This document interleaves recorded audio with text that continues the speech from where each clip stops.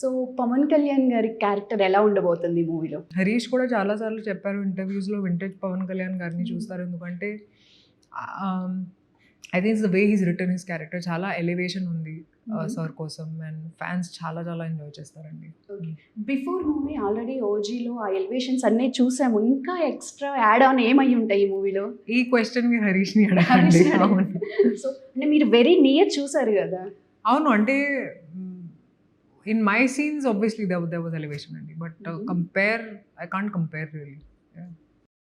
So మీరు ఈ ఉస్తాద్ భగత్ సింగ్ తర్వాత మళ్ళీ ఇంకా నెక్స్ట్ ఏ మూవీస్ చేయబోతున్నారు? నేను వింటున్నానండి, కానీ as I said I'm sort of a little selective, but I'll keep doing films అండి, తెలుగులో, తమిళ్లో, హిందీలో. గ్రేట్.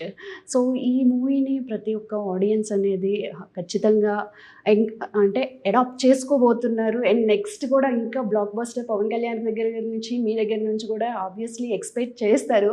సో ఈ మూవీ స్టోరీ అనేది మనకి ఫస్ట్ పవన్ కళ్యాణ్ గారికి కంప్లీట్గా చెప్పి హరీష్ గారు తీసుకున్నారా, లేకపోతే మామూలుగా ఏమైనా నేరేషన్ ఇవ్వడం అలాగా? ఈ క్వశ్చన్ మీరు హరీష్ని నేను స్క్రిప్ట్ వినలేదు కాబట్టి. సో మీ పార్ట్, మీ స్పేస్ ఎంత ఉండబోతుంది? సో నా స్పేస్ మోస్ట్లీ ఇమోషనల్ సీన్స్ ఉన్నాయి, కానీ I think it's like a comic relief అండి.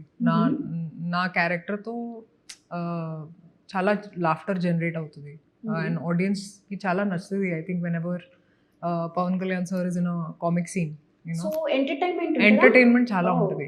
అండ్ ఇప్పుడు ఉగాదికి రిలీజ్ అవుతుంది, సో ఫుల్ 6 ఫ్లేవర్స్ ఉన్నాయి ఈ సినిమాలో, ఉగాది పచ్చడి లాగా. ఐ థింక్ చాలా ఎంజాయ్ చేస్తారు. ఓకే.